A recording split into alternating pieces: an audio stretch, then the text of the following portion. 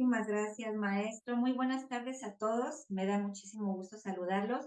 Mi nombre es Elizabeth Leiva y les doy la más cordial bienvenida a su programa de Contexto Empresarial de Cancún. Bueno, pues el día de hoy estamos muy contentos. Tenemos un gran invitado que nos hablará de un tema muy importante, un tema que es de interés para todos, contribuyentes, no contribuyentes, contribuyentes personas físicas, morales, en fin, a todos nos debe de interesar este tema. Hay algunos que ya pasamos por alguna situación, hay algunos que todavía no nos toca estar en esta situación y muchos estamos rezando porque jamás nos llega a tocar a la puerta alguna situación como esta. Es un tema pues de cuidado, de mucho cuidado y bueno, pues para poder hablar de este tema tan de detalle, tan exclusivo, no podemos contar con un mejor experto que el maestro Sandro García Rojas. Él es experto en todos estos temas. Muchísimas gracias, maestro Sandro, por haber aceptado la invitación a participar el día de hoy en su programa de Contexto Empresarial. Muchísimas gracias.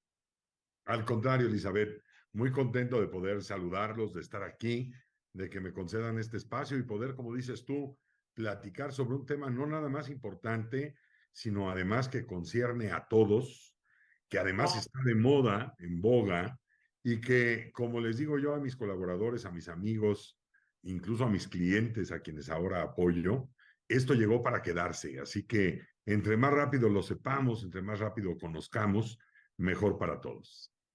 Claro que sí, maestro, muchas gracias. Y me voy a permitir leer un poco de su semblanza porque es demasiado extensa, amigos. La verdad es que el maestro es muy estudioso y más que nada, pues la práctica que le ha dado el haber trabajado y seguir trabajando en este campo de acción que es temas de PLD, el tema de compliance, pues es bastante, ¿no? Él es especialista certificado, conferencista, consultor internacional, asesor y académico. Es abogado, consultor catedrático, especialista en temas corporativos, compliance y financieros, entre otras. Cuenta con estudios de posgrado en las que destaca el máster en Derecho Penal Económico, el de Seguridad de Bienes y Personas y el Iberoamericano en Compliance de la Universidad de Salamanca, España. Él ha sido representante de México en diversos organismos y foros internacionales, como las Naciones Unidas, Gafi, Consejo de Europa, la OCDE, Eurojust, entre otros. Destacan su participación en temas tales como el combate a la corrupción, el lavado de dinero, terrorismo y financiamiento, el combate a la delincuencia organizada y la cooperación internacional, consultoría internacional en materia de prevención del lavado de dinero y enfoque basado en riesgos en colaboración con Gafilat y el Banco Centroamericano de Integración Económica y Evaluaciones Mutuas, GAFI. Y bueno, ha ejercido en el sector público como privado por más de 8 años como regulador y supervisor del sistema financiero mexicano en la Comisión Nacional Bancaria y de Valores. Como les comento, trae una expertise impresionante y bueno, también habiendo sido previamente titular de la Unidad de Asuntos Internacionales en la entonces Procuraduría General de la República, así como agregado ante la Unión Europea y Suiza. Actualmente socio fundador y consultor internacional del despacho Lex Hugo SC y especialista en temas de ingeniería, procesos, muchísimas cosas más que no terminaría en mucho tiempo de hablar de ustedes, su gran trayectoria, maestro. Muchísimas gracias. Y bueno, ya tenemos algunos conectados, vamos a seguir recibiendo más. Tenemos también conectados en Facebook, maestro, nos están por ahí también viendo y escuchando. Muchas gracias por acompañarnos. Y bueno, como saben, que el maestro es especialista en esto. Si tienen alguna duda, comentario, por favor, mándenos un mensajito o soliciten activar el micrófono para realizar algunas preguntas. Maestro, nos va a apoyar, maestro. Muchísimas gracias. Y bueno, como bien hablaba usted, este tema es de importancia para todos. Maestro, hay algunas personas que a lo mejor no conocen de este tema de inmovilización de cuentas, algunos ya tienen ese expertise porque en este grupo tenemos muchos contadores, muchos abogados, y para los que a lo mejor no conocemos mucho del tema, ¿qué situaciones, maestro, pudiera despertar el que a las autoridades, las diversas autoridades que existen o el mismo sistema financiero pudiera dar pie a esa situación a que se inmovilicen las cuentas bancarias, maestro? Gracias, Liz. Saludos a todos nuevamente. Con mucho gusto platicar de un tema que, como decía yo, es un tema sin duda alguna relevante, sin duda alguna en boga, está de moda además, porque, a ver, tenemos que tender y tenemos que tener claro que, a ver, las recomendaciones internacionales, primero debemos saber que no existe como tal un mandato, una norma, un, un acuerdo, un convenio internacional que eventualmente nos obligue al bloqueo de cuentas cuando hay un tema de lavado de dinero. Y eso lo tenemos que decir de manera categórica. ¿Qué es lo que hay? Existe una recomendación del GAFI, eh, donde de alguna manera nos piden esas recomendaciones tener un mecanismo ágil, un mecanismo lo suficientemente efectivo y eficiente para poder detener los recursos que están involucrados en un tránsito donde la autoridad tenga algún tipo de sospecha que se trata de lavado de dinero. Entonces, empezando por ahí, creo que es importante, Liz, señalar y subrayar que nuestro país con estas recomendaciones necesariamente tiene que implementar medidas y no se pueden quedar, como ustedes entenderán, en una medida, en una llamada misa, ¿no? Donde no necesariamente la gente va a acudir a cumplirla. Teníamos que aterrizarla en el marco jurídico. ¿Y dónde se aterrizó? En el artículo 115 de la Ley de Instituciones de Crédito. Y en esta se le dan facultades a la Secretaría de Hacienda a través de una de sus unidades, que es la unidad de inteligencia financiera, para que ante escenarios de sospecha, donde pueda eventualmente haber algún caso proclive al tema de lavado de dinero o que se dé cuenta la unidad de inteligencia que existe un caso de lavado de dinero, tener la posibilidad de bloquear los recursos, prácticamente es congelarlos, impidiendo la llegada y la salida de recursos del sistema financiero. Y aquí hay que recordar, sistema financiero no nada más significa cuenta de banco, significa también transmisor de dinero, de estos donde hacemos remesas, significa también casas de cambio para cambiar dólares en efectivo cuando vamos de viaje y necesitamos llevar algo de morralla para poder pagar taxis o cosas a la llegada, significa casas de bolsa, fondos de inversión, sociedades financieras populares, significa un enorme grupo de entidades financieras que tienen la obligación de, en cuanto es publicada esta lista, inmediatamente bloquear a esa persona, a ese cliente del sistema.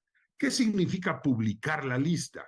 A ver, aquí hay que aclarar que no se trata de una publicitación en Facebook o en el periódico de mayor circulación en el país o en el diario oficial. Es una publicación entre entidades o sujetos obligados. ¿Quiénes son estos sujetos obligados? Justamente hay un padrón de entidades supervisadas por parte de la Comisión Nacional Bancaria y ellos, esos del padrón, son los obligados a ejecutar el bloqueo que ordena la UIF. Ahora bien, dado un contexto general de qué cosa es la lista de personas bloqueadas, ¿cómo acontece, cómo sucede en la práctica? La unidad de inteligencia financiera recibe una serie de información. Recordemos que parte de la información la recibe directamente de la banca, directamente de las entidades financieras. Y ahí pongo, si me lo permiten, una tachuela para regresar un poquito más tarde, porque me parece que es importante que sepamos qué despierta un reporte por parte de las entidades financieras. Este reporte se manda a la unidad de inteligencia, y de alguna manera, Elizabeth, lo que hace la unidad es leer este reporte y analizarlo a la luz de otra información que ya tiene la unidad de inteligencia financiera, la UIF. Si a criterio de la propia UIF hubiera un caso prácticamente de lavado de dinero, tiene la posibilidad de bloquear la cuenta enviando un oficio, un acuerdo a la Comisión Nacional Bancaria y de Valores, quien tendrá de inmediato la tarea de replicarlo a todas las entidades financieras que la propia unidad le haya pedido que lo replique. Puede ser en una entidad, en 2 o 3 entidades o eventualmente en todo el sistema financiero. Normalmente, deben ustedes saber, amigos, amigas, que Cuando se trata de lista de personas bloqueadas, se manda a todo el sistema financiero. ¿Por qué? Porque a lo mejor la unidad tiene conocimiento de 2 o 3 cuentas, pero justamente lo que pretende es congelar a esta persona financieramente hablando para que no saque, de alguna manera no disperse los recursos a través de transferencias y pueda eventualmente eliminar el tracto sucesivo que necesitamos para poder probar que hay una operación con recursos de procedencia ilícita. Recuerden que hay una frase que solemos repetir mucho, que es el follow the money, ¿no? Sigue el dinero. Si tú le das seguimiento al dinero, pues prácticamente será muy sencillo encontrar origen y destino. El problema, evidentemente, es, oye, ¿y qué pasa cuando no hay forma de seguir el dinero? Cuando se saca, por ejemplo, el dinero en efectivo, cuando el dinero corre por la economía a través de dinero, papel, metal, papel moneda. ¿Qué pasa cuando tenemos casos con grandes cantidades y está en efectivo? Evidentemente no hay quien pueda determinar si un billete, uno u otro, provienen de una actividad ilícita cuando está el dinero en efectivo. Y esto explica, y lo pongo ahí como corolario, por qué Gafi, el Grupo de Acción Financiera, este Financial Action Task Force que se creó hace muchos años ya, a finales de la década de los 80, ¿por qué determina que son riesgosos? Por supuesto, el sistema financiero y sus entidades, pero también, ojo, aquellas profesiones que no son financieras, actividades y profesiones que no son financieras, que tienen eventualmente un riesgo determinado.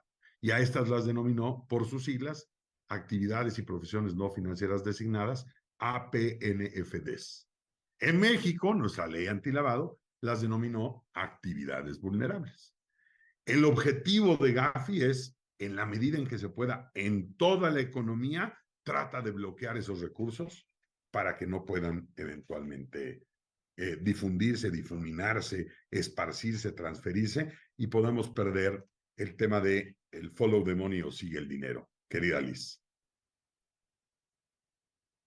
Claro que sí, maestro, sí es un tema, como lo hemos comentado, de interés de todos y no porque no estemos o estemos en actividades del sector financiero o actividades vulnerables dentro del 17 de la ley antilavado, pues tengamos que hacer caso omiso o hacernos los disimulados, ¿no? Porque por el simple hecho de la forma que opera nuestro negocio, los movimientos que pudiéramos tener en el banco, pudiéramos ser de manera indirecta, a lo mejor partícipes de algún tipo de situación de esta, ¿no? Algún acto delictivo de este tipo de situaciones en temas de operaciones ilícitas que nos estén utilizando, que es lo que debemos nosotros de cuidar, ¿no? Aplicar medidas eh, lo más suficientes como para poder demostrarle a la autoridad o cuando nos llegue algún requerimiento de información, nos toquen a la puerta y decir, oye, ¿sabes qué?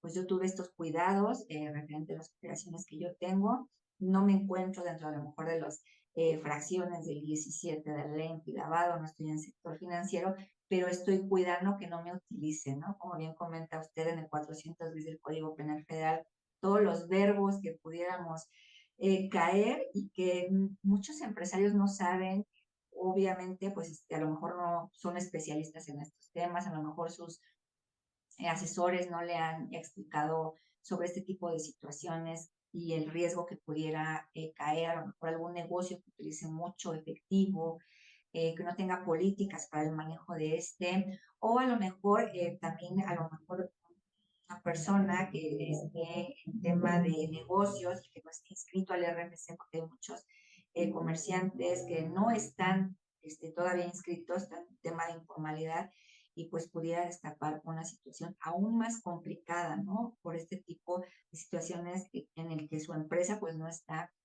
regulada de cierta forma. Y además, Liz, yo creo que aquí hay un punto bien importante. Eh, tenemos que saber, nosotros, contadores, abogados, asesores, auditores, comerciantes, amigos que nos escuchen, a lo que nos dediquemos, no se nos puede olvidar, no se nos puede olvidar que existe un factor Y esto es un factor mundial, y debo decirlo con toda claridad.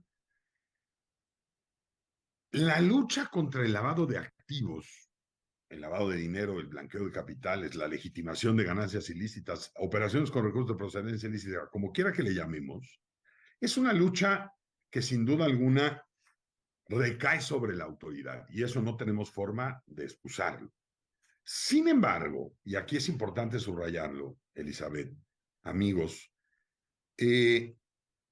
la banca hace un papel también muy importante, porque hay una, digamos, y ahora, si me lo permiten, voy a darle respuesta, por supuesto, a Adrián, que nos hace por ahí algún comentario, y con mucho gusto, Adrián, en un segundo te lo contesto. No podemos presumir el recurso llegado a una cuenta ilegal, ¿no? Estaremos rompiendo una presunción de inocencia. Oigan, yo el dinero que recibo, presúmanlo, por favor, de buena fe, como yo presumo de ustedes la buena fe al contratarme, al escucharme, al tomar una clase, al tener una charla. La buena fe es propia del derecho entre los civiles, entre las personas, digamos que no tenemos una función pública. Sin embargo, también es cierto que hay un factor importante. A ninguno de nosotros, y quien me diga lo contrario, yo voy a actuar un poquito con presunción, no de inocencia, y no le voy a creer. No nos gusta pagar impuestos, no es algo que eventualmente festejemos, ¿no? Así que te levantes por la mañana y le digas a tu señora, a tus hijos, ay, estoy tan emocionado. ¿Por qué, papá? Porque hoy toca pagar impuestos, ¿no? O sea, no es un tema, seamos francos, por diferentes circunstancias, ¿no? El resultado, la objetividad del cobro, la utilidad que tiene, el costo que representa, etcétera. Sin embargo, tenemos que reconocer que un factor fundamental de esto es hacer notar recursos que están de alguna manera en un escenario económico, fluyendo en un escenario económico, que tendrían que haber pasado el filtro fiscal, el filtro de todos, que todos pasamos, del pago de impuestos.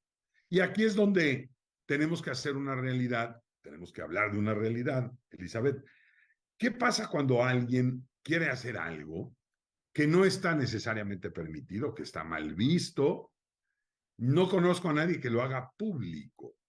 No conozco a nadie que eventualmente vaya a cometer un acto soez, una procacidad contra la norma, contra las normas de las buenas costumbres, contra los convencionalismos sociales. Si yo ahora mismo me quitara la camisa y quedara yo con el pecho lleno de vello y empezara yo a dar la charla, qué original es el maestro García Rojas, sí, pero habría un factor de rompimiento de algo que se espera.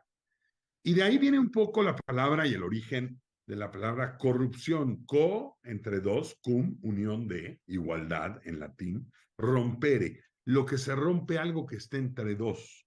Llegar tarde a una cita, no cumplir con algo pactado, eventualmente dar ventaja a otro que cuando se suponía que no íbamos a dar ventaja. Esa corrupción donde también se espera que entre todos construyamos lo que nos es propiamente de todos. La res pública, la cosa pública, la república la tenemos que construir entre todos. Y ese, digamos, factor ideológico, romántico, pues se aterriza de manera muy puntual, se encarna en los impuestos que tenemos que pagar. Cuando vemos que una cuenta de banco de pronto tiene muchos más recursos que aquellos que desde una perspectiva normal, jurídica y fiscal tienen explicación, evidentemente hay un acto, déjenme decirlo así, de corrupción detrás, ya sea por el tema fiscal, ya sea por la fórmula como se obtuvo, ya sea por quien es el dueño y eventualmente no aparece en la fotografía, una cuenta simulada, una cuenta mula.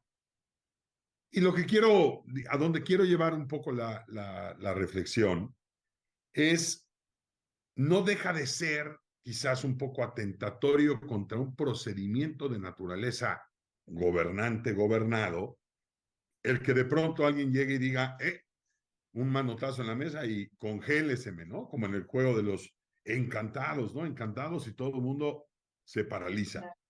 Sin embargo, ahí creo que tenemos un área de oportunidad importante.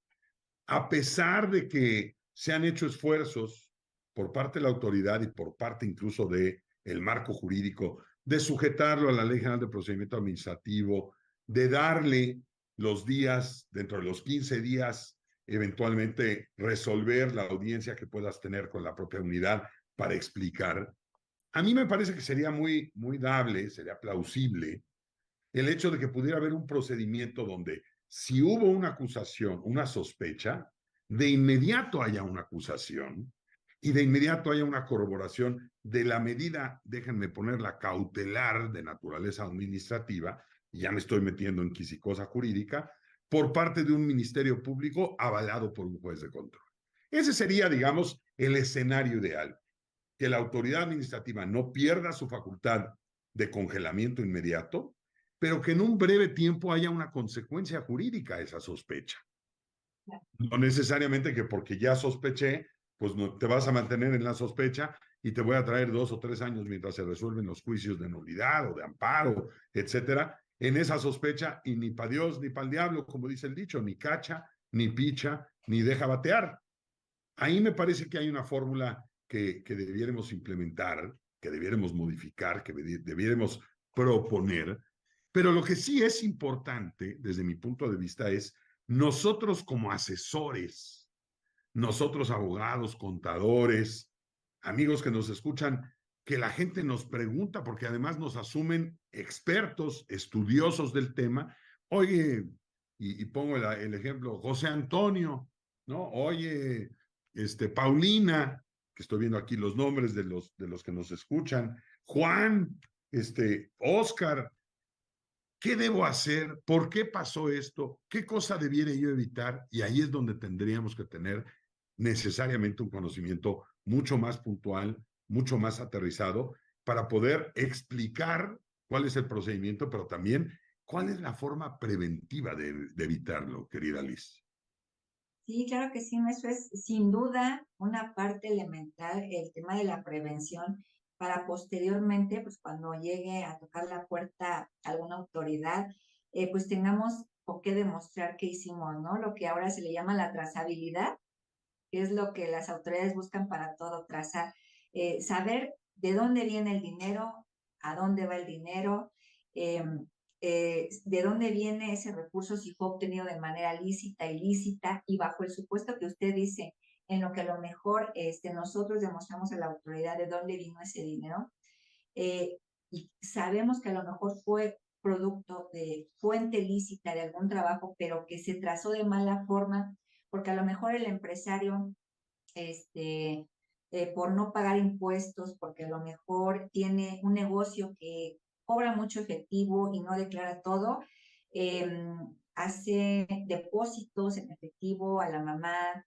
al hijo, a la esposa, y de ahí transfiere ese dinero a otra cuenta o compra algún bien, ya sea algún vehículo, algún bien inmueble. Entonces ahí es donde la autoridad dice, oye, pues me compraste este inmueble, me compraste este vehículo, pero ¿de dónde viene todo ese recurso, no? No fue obtenido de manera ilícita porque no te dedicaste a la trata de blancas, a la droga, pero pues no lo declaraste, no es un recurso que nosotros estemos certeros de dónde vino, ¿no? Y ahí es donde la autoridad pues tiene toda la razón para tener el supuesto con cierto contribuyente, no contribuyente, como le comento, hay unos que todavía están en la informalidad, hay unos que están mitad y mitad, hay unos que sí están totalmente en la formalidad, pero la trazabilidad de sus operaciones en sus empresas pudiera detonar una situación complicada de decir, oye, estás haciendo un transferencia de dinero de una empresa a otra sin justificación alguna en la parte operativa, solamente por adquirir cierto bien, y eso no es lo correcto, ¿no? Creo que como bien usted comenta, los empresarios deben de acercarse a profesionales que tengan la experiencia suficiente, la expertise para poder darles la mejor propuesta, actuando de manera preventiva para que a la postre cuando se tenga que demostrar cierta situación, pues tengamos todas las herramientas necesarias, que es la materialidad que también las autoridades fiscales buscan, materialidad, la trazabilidad, todos esos conceptos que a lo mejor muchos empresarios no están familiarizados, pero sin duda en esta nueva era de cumplimiento, esta nueva era de hacer negocios en las empresas, creo que debemos de ponernos muy al día, debemos de estudiar y apegarnos a esta nueva forma de hacer negocios, y es por un bien, yo creo que en cadena, porque si nosotros actuamos a lo mejor de manera no tan preventiva, como bien comenta, pues también podemos arrastrar además empresarios que también hacen negocios con nosotros, y pues muchos terceros interesados, como el sistema financiero, las autoridades fiscales, que son terceros interesados en las empresas, pudieran tocar a la puerta y decir, oye, necesito saber qué es lo que estás haciendo. Todavía nos dan la posibilidad de decirles, oye, mira, te demuestro que estoy haciendo esto, esto, otro, pero pues como bien comenta usted, todo es en la parte preventiva, ¿no? Además, Elizabeth, déjame poner un ejemplo particularmente, yo te diría, hasta medio de ternura. Díganme ustedes, ¿quién no se acuerda en la época del COVID, de ese cochino COVID que nos cayó planetariamente, que nos hizo tantos estragos? Eh, Imaginen ustedes, piensen ustedes, ¿quién de ustedes no pisó un tapete humedecido con algún líquido extraño para limpiarse los zapatos? ¿Quién de ustedes no pasó por algún arco de estos como arcos mágicos que esparcían unos líquidos, rociaban unas sustancias con alguna pretensión evidentemente de purificación? Y después de que conocimos al COVID, al coronavirus, y que pudimos saber a qué hora come, a qué hora desayuna, a qué hora se levanta, a qué hora le gusta contaminar, cómo lo hace, a través de qué mecanismo, eh, y nos dimos cuenta que para nada servía el cloro sobre las superficies, lavar los refrescos con una serie de jabones o con una de estas mangueras a presión cuando llegábamos del supermercado, o pasar por un arco rociador de líquidos, nos dimos cuenta que nada de eso servía. ¿Perdón, Eli? Ponerle gel antibacterial. Es decir, si nos ponemos a pensar, creo que yo le eché algún par de sprays de cloro a mi café, ¿no? Por si aquello de que el COVID, salud con ello, por supuesto. Y de alguna forma, si lo pensamos, amigas, amigos, lo hicimos porque no sabíamos, no conocíamos. De tal suerte que, haciendo un paralelismo, una analogía, ¿cómo nos podemos prevenir, Sandro, del lavado de dinero? Lavado de dinero entendido como un mecanismo, un procedimiento, un proceso a través del cual una persona pretende simular o disimular el origen ilícito de un recurso. Llámese bienes, activos, dinero, bitcoins, como se llame. ¿Cómo le podemos hacer? Pues simulando una operación. Yo hoy, después de estar en esta reunión virtual, encantado de poder participar y de saludarlos a cada uno de ustedes, voy a recibir un depósito en una cuenta bancaria por 5 millones de pesos. Y cuando me digan, oye, pero a ver, espérame, ¿quién fue y por qué? ¿Qué crees que los amigos de la invitación, la querida Elizabeth Leiva y sus amigos, me hicieron una aportación para la causa? Estoy simulando un acto jurídico, estoy eventualmente generando escenarios donde quiero diseñar un mecanismo para justificar un recurso que eventualmente pudiera venir de un origen ilícito. Oye, Sandro, ¿pero vas a pagar impuestos? Sí, a lo mejor parte de ello lo voy a hacer deducible, a lo mejor voy a tratar de sacar facturas para deducir lo más que se pueda. Y ahí es donde empieza un poco el error. Ahora, ¿cuáles son los mecanismos para prevenir el lavado de dinero? Y un ejemplo que pongo a menudo, imaginen ustedes que, y pongo los ejemplos de los amigos que nos ven y que están aquí. Carla Rodríguez le debe a Julio Casas un dinero porque Julio hizo una operación donde Julio la asesoró, un contrato, y Carla le debe hoy 100,000 pesos. Y seamos francos, Carla se declara literalmente, oye Julio, qué pena me da, no tengo con qué pagarte. ¿Cómo? Dice Julio. No, pero no te preocupes.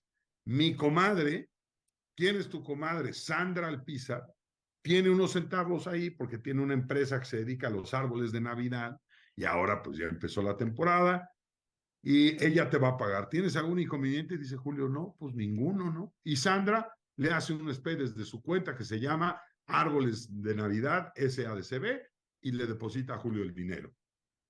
Nada más que ahí hay un factor, con independencia de que haya o no una materialidad entre Árboles de Navidad y Julio, que no la hay, porque la hubo entre Carla y Julio, a lo mejor Sandra y Árboles de Navidad están siendo investigados por una operación que eventualmente resulta, digamos, llena de patógenos, llena de elementos negativos.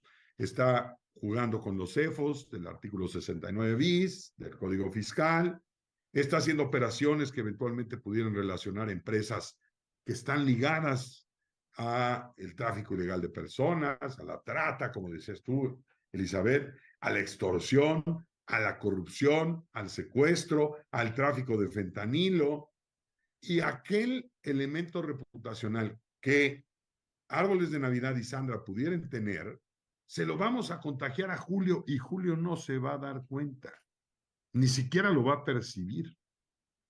Y eso, desde una perspectiva civil, profesional, prestación de servicios, Julio va a decir, como dijo el célebre, haiga sido como haiga sido, págame, Carla. Pues sí, pero no es tan haiga sido como haiga sido. No es así nada más de haya sido como haya sido, va a caer el dinero, porque eventualmente el factor de contagio reputacional puede causar una consecuencia. Y ahí va un ejemplo de una consecuencia práctica. ¿Qué le pasó al músico aquel Julián Álvarez? ¿Qué le pasó eventualmente al futbolista aquel Rafa Márquez? Que fueron listados por la lista de OFAC, del Departamento del Tesoro. ¿Por qué les pasó lo que les pasó? ¿Cuáles eran las operaciones que eventualmente tuvieron un efecto negativo en sus finanzas, en sus economías? Evidentemente fue un efecto, vamos a preasumir, ¿no? Como decía Sergio, como decían al inicio, y lo puso para no cometer Adrián, oye, ¿y el principio de inocencia dónde quedó? Pues sí, pero recibiste recursos de una empresa que eventualmente las autoridades la están investigando por un eventual lavado de dinero o tráfico ilegal de fentanilo. Y evidentemente no te lo va a decir. ¿Qué sugiero yo en términos generales para prevenir que estas cosas no pasen?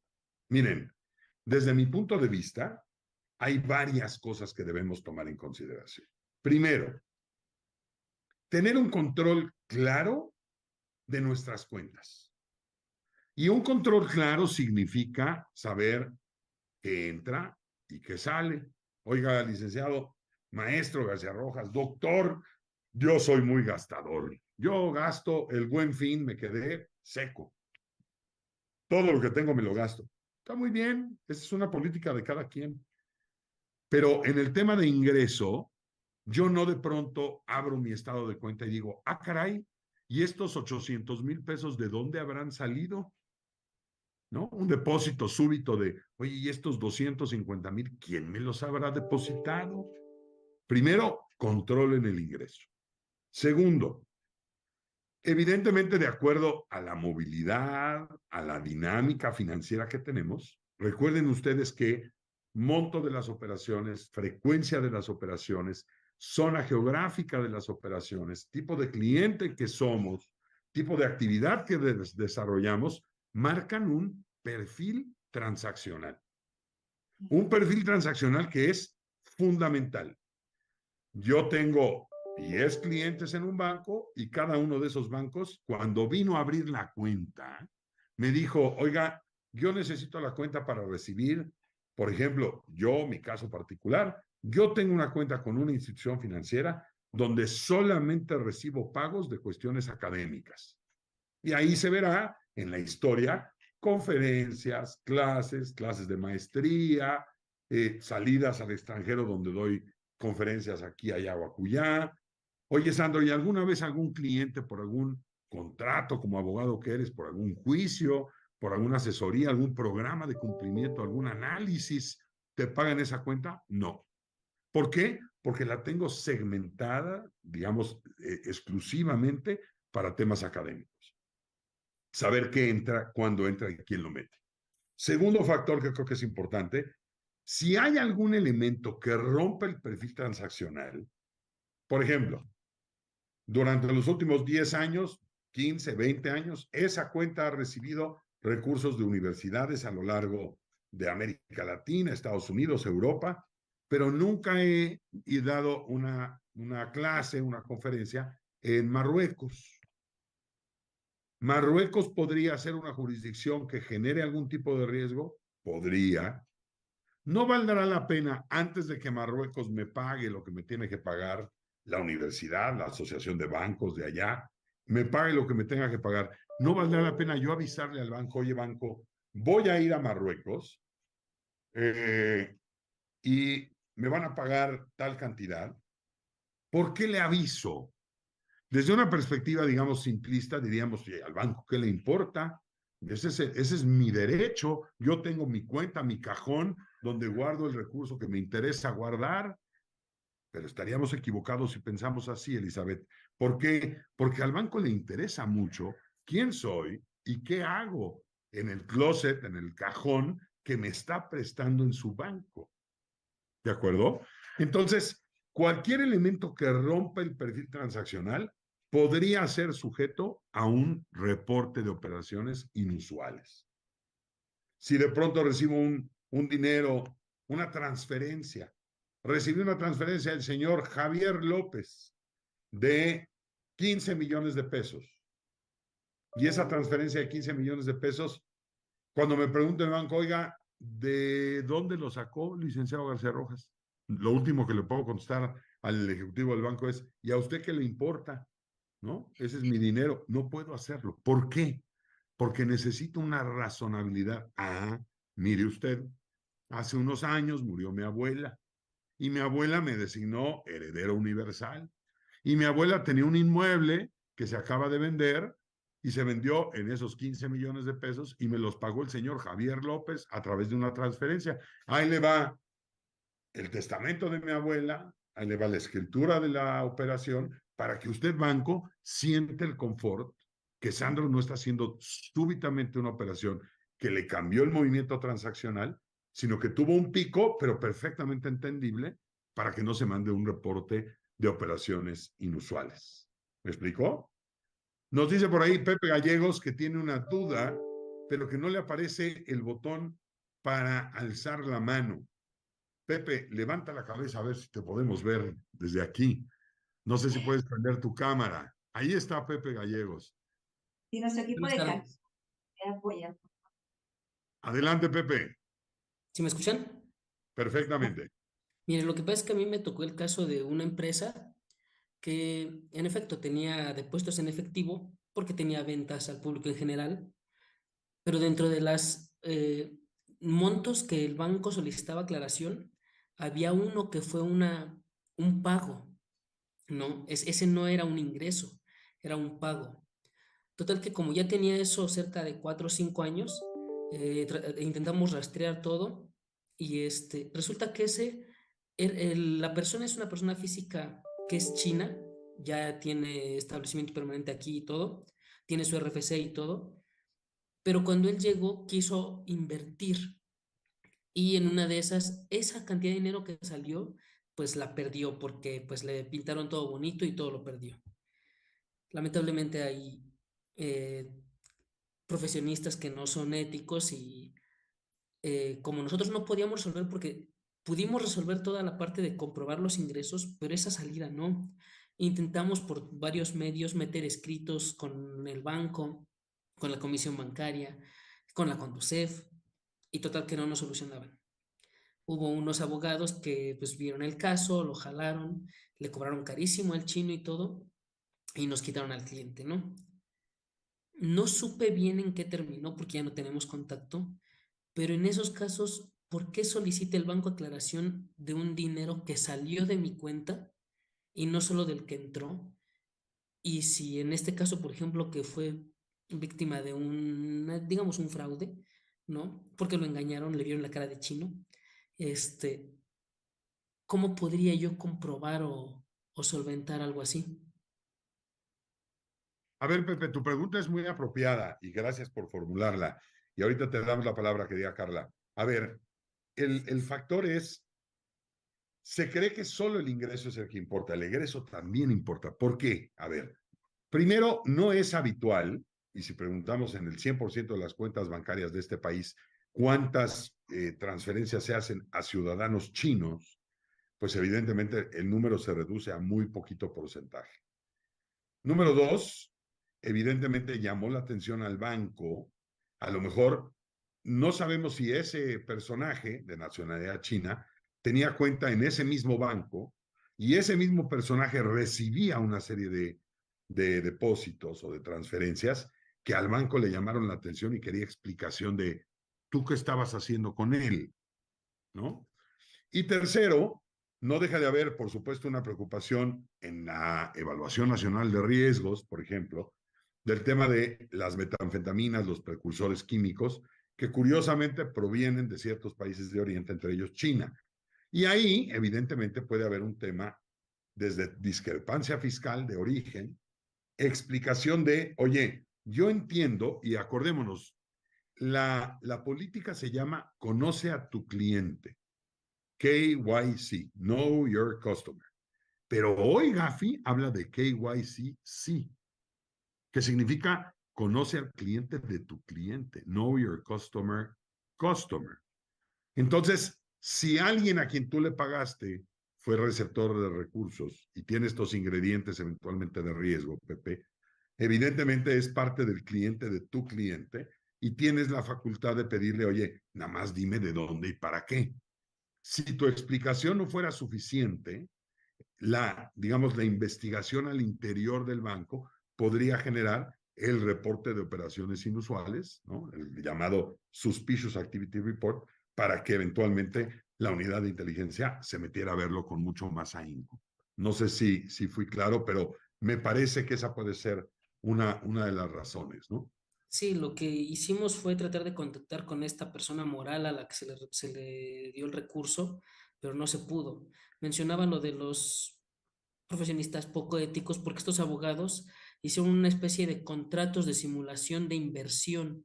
Eh, Mandaron a membretar hojas con una sola hoja que tenía esta persona china donde firmó lo de pactó la entrega del dinero. Con eso mandaron a hacer hojas membretadas y todo. Y hasta donde yo me quedé, el banco estaba ya a punto de soltarles los recursos, ¿no? Pero todo era simulado. Eh, Claro. Y seguramente, perdóname que te interrumpa, Pepe, lo pudo notar el banco desde otra perspectiva. Tu cliente con una cuenta que nada más tienes una visión no panóptica, solamente le mandaste un dinero al chino. Pero eventualmente, si lo ves desde una perspectiva panóptica, a lo mejor hay varios clientes que ya lo habían hecho, que denunciaron algún tema de simulación o de fraude, etcétera, etcétera, y esto alimentó eventualmente las sospechas. Y yo coincido absolutamente con Jesús Polito, que dice, digamos, la parte de la información que tú das en el registro, la apertura de la cuenta, es muy importante. Y ese es uno de los consejos que yo les puedo dar. Si tú vas cambiando de perfil transaccional, al primero que tienes que alertar es al fisco y al banco. Si quieres, no le digas ni a tus parientes para que no te pidan dinero prestado, pero al fisco y al banco avísales, porque eventualmente podrían ver alguna cosa inusual. Si me lo permites, Elizabeth, le damos la palabra a Carla. Carla Rodríguez, por favor. Adelante, Carla, por favor. Hola, buenas tardes. Muchas gracias. Ahorita usted hace el comentario de como cliente, cuando tenemos esta operación, hace una referencia de 15, depositaron 15 millones de pesos y nos pregunta el banco y como cliente decimos, oye, pues sí, recibí una herencia, aquí está el testamento, aquí está el comprobante y demás. ¿Qué pasa cuando, por ejemplo, yo estoy ahorita como oficial de cumplimiento en un grupo de empresas que está más enfocado al sector popular y además solamente damos créditos sin garantía a través de una SOFIPO y créditos a través de otra entidad, créditos prendarios a través de una prenda, del empeño de una prenda? Entonces, la verdad es que cuando nos hacen pagos anticipados, que es un poco cuando tratamos de preguntarles, pues a veces ni siquiera nos quieren contestar y un poco entendiendo pues yo ya te pagué, ya olvídate, ni siquiera me preguntes. O en el caso de la entidad en donde hacemos a través de empeños, también es menos preguntes, o sea, ahí está la prenda y ya olvídate de mí. ¿Qué podríamos hacer o qué podemos, digo, tratamos de hacer varias cosas, pero la verdad no sé si me pudiera dar un consejo de cómo pues transmitirles esta necesidad, que es un tema regulatorio y que pues necesitamos este tipo de información. Yo creo que te podría yo decir, Carla, con mucho gusto, la relación que uno tiene con una entidad financiera, por ejemplo, de crédito, no solamente implica un riesgo de crédito. Si yo te voy a prestar un dinero a ti, no solamente me voy a preocupar si me lo vas a poder pagar, si tienes cómo, cuándo me lo pediste, dónde, etcétera. Eso sería como lo más natural desde la perspectiva de riesgo crediticio. Pero hay un riesgo de lavado. Y si yo te digo a ti, Carla, necesito que me digas cuánto ganas, de quién lo ganas, cómo lo ganas, en qué cuenta lo ganas. Voy a conocer a mi cliente y te voy a monitorear. Oye, de pronto, Carla, me pagó por anticipado un crédito que estaba programado para 2 años y en el tercer mes me pagó todo en efectivo. Yo desde el área de crédito, la gente de operaciones está muy contenta de que ya le pagaron y ni tanto porque no se generaron tantos intereses. Pero desde la perspectiva de prevención de lavado de dinero, yo estoy preocupado porque el perfil transaccional sobre el cual construí la relación de crédito se rompió súbitamente. Y hubo un factor exógeno que yo no conozco y que si bien es cierto, oye, dime Carla, ¿por qué me lo estás pagando de manera anticipada? Cualquiera diría, oye, ¿qué te voy a estar diciendo si ya te lo pagué? No me estés molestando, ¿no? La explicación de que es un factor regulatorio sin duda alguna ayuda mucho. Y yo diría otro importante, no puedes alertarlos, porque la ley te lo prohíbe, de decir, oye, ante la operación inusual, yo tendría que someter a ciertos análisis por qué se llevó a cabo. Entonces, me gustaría que me expliques para que el comité que lo resuelva no lo vaya a ver con un carácter eventualmente de sospecha. Punto. No le vas a decir que lo vas a reportar, no le vas a decir que eso le va a traer sanciones, simplemente le vas a decir que necesitas una explicación porque ese tipo de operaciones por política tienen que explicarse en un comité para que el día de mañana el señor o la señora pueda tener una línea de crédito abierta. Lo más importante es conocer a tu cliente, monitorearlo, evidentemente, y en ese monitoreo ir ponderando el nivel de riesgo que te representa de manera muy específica. Y aquí comentar, Gracias. por aquí Walter, con mucho gusto. Walter nos dice, los bancos envían un reporte de operaciones al SAT. Aguas, Walter, no necesariamente son los bancos los que lo mandan al SAT. El SAT pide información de cuántas operaciones, cuántos activos, estados de estados de resultados, o mejor dicho, estados de cuenta, saldos tiene una persona, sí, para contrastar lo que tú le dijiste que ganabas en términos del impuesto. Pero los bancos no se lo mandan al SAT, digamos, esta información por cada operación rara que haces. Los bancos le mandan un reporte a la unidad de inteligencia financiera, quien tiene una coordinación estrecha con el SAT, y el SAT sí pide un resultado de alguna manera, de manera anual, de cuántos recursos tienes y cuánto dinero gastaste. No nada más cuánto te queda en la cuenta, sino también cuánto habrás gastado en tarjetas de crédito. Y ahí puede ver, eventualmente, diferencias importantes entre gastos e ingresos. Y si ve más gastos que ingresos declarados, pues evidentemente ahí tiene al menos una razón para tocarte la puerta, levantar la mano y decir, oye, tengo que hacerte unas preguntas porque hay algo que no entiendo. Efectivamente, maestro, que ahorita todavía hay algunos cuentavientes, algunos contribuyentes que todavía se sienten que la están librando porque todavía no le llega a tocar a la puerta la autoridad o el mismo sistema financiero para aclarar qué movimientos bancarios está haciendo y por qué los está haciendo de esa forma, el recurso de dónde proviene. Pero yo creo que así como va avanzando la tecnología, maestro, no tardan mucho en tocarles a la puerta y decirles, oye, ¿de dónde sacaste tantos millones para pagar esto y esto? Y como bien comenta, cuentas de tarjetas de crédito que pagan muchísimo dinero por viajes, por compra, de artículos de lujo en los que se obtienen a lo mejor cuando el empresario está inscrito como a lo mejor sueldos y salarios y recibe un pago mínimo de la empresa, un ejemplo, 10,000 pesos, pero su cuenta se está llenando por 100,000, 1,000,000, sus tarjetas de crédito las paga por 100,000 pesos, 200,000 pesos, ahí es donde a lo mejor, y como vuelvo a comentar, el tema de todo ese intercambio de información que hay y toda la tecnología que ya está ocupando tanto las autoridades como el sistema financiero, va a llegar el momento en el que crucen la información y les toquen a la puerta. Y no va a ser por un mes, va a ser por años atrás, que va a tener que tratar de demostrar de dónde salió todo ese recurso. Absolutamente de acuerdo. Y mira, una pregunta que nos hace Daniel, ¿las empresas fintech están reguladas por la ley de lavado de dinero? La respuesta es no por esa ley, querido Daniel. Las empresas fintech, si somos muy técnicos, solamente hay 3 tipos de empresas fintech en México.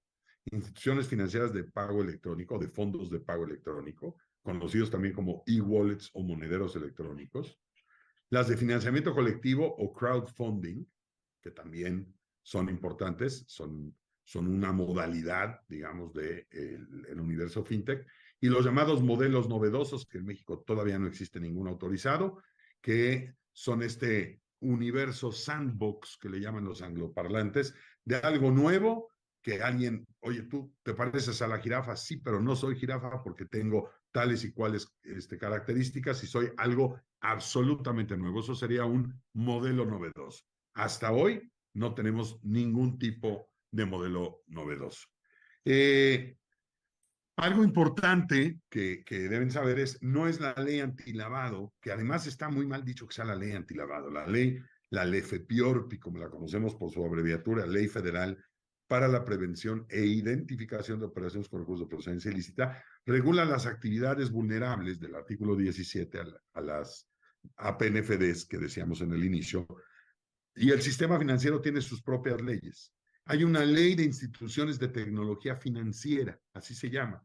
Y en el artículo, si no me equivoco, 58 de esta ley, está la regulación en materia de prevención de lavado de dinero para las empresas fintech, para que lo tengas en el radar. Por ahí nos pregunta Paulina, oye, ¿no podría caerse en ser invasivo al tratar de conocer al cliente? ¿Cuál es la línea que se debe tener para no cruzar la protección del cliente con la privacidad y la protección de la entidad?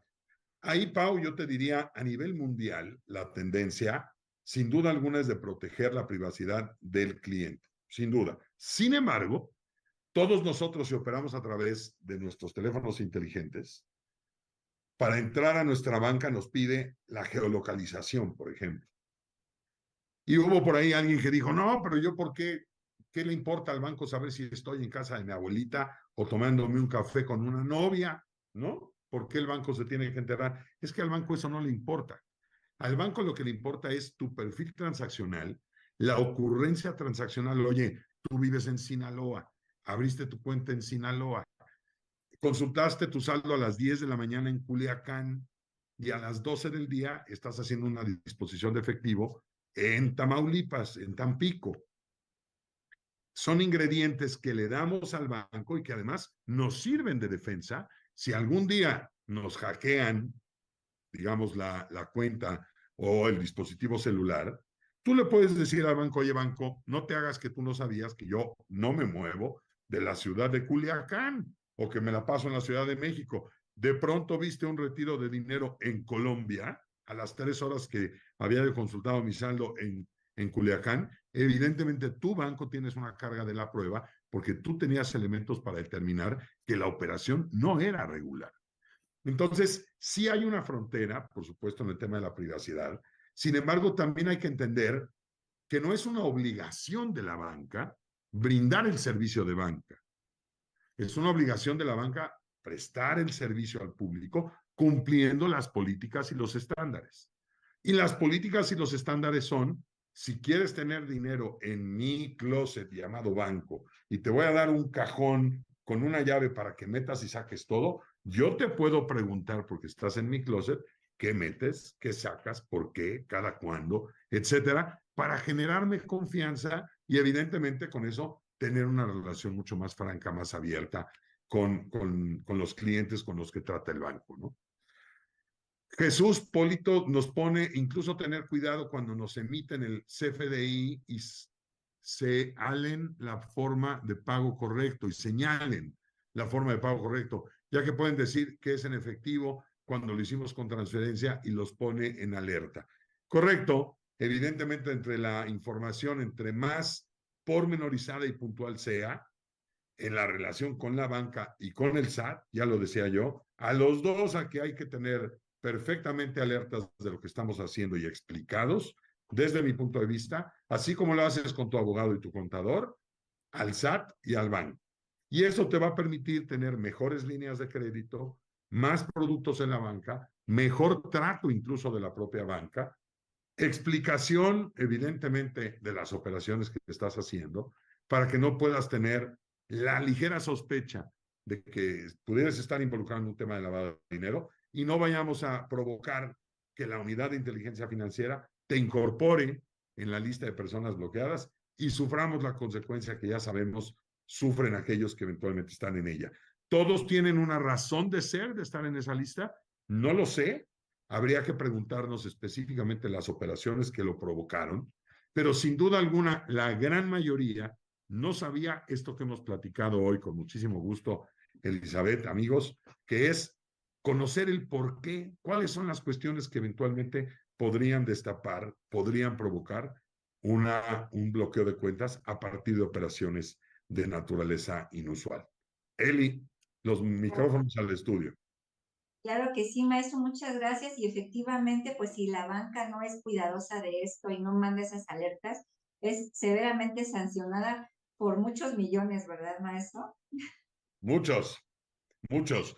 Quisiera evidentemente puntualizar, ojalá pronto podamos modificar las normas y sean más incluso. Yo creo, ayer se impuso una multa por parte del Departamento de Justicia en Estados Unidos, una plataforma exchange de temas de criptos, que hay que señalar también los criptos no significan el coco ni la cosa más terrible. Hay criptos que pueden viajar con reglas de viajero, transparencia, etcétera, pero a una de las plataformas más grandes le imponen una multa de varios miles, millones de dólares, incluso la renuncia del fundador y del CEO de la empresa.